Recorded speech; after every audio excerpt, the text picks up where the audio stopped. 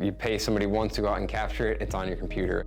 We are scanning it, we're designing it very accurately in the engineer's offices here. We can take that design and build right to it.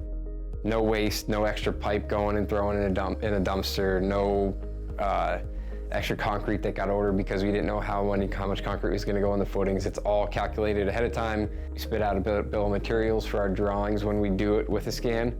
So it's really just a punch list of order all these things, order them in these lengths, and go put them together like a Lego set. Technology has rapidly accelerated, and we're always staying on top of technology. We're always staying with the latest and greatest things so that we can do things the most efficient way.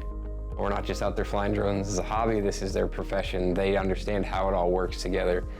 We have software that a client can get into, and they can take measurements, whatever they want, on quantities. You draw an area and you say, this is what I want to compare to. It could be a previous flight, it could be a design surface, and it'll spit out a delta on the plane, the other surface, the previous flights.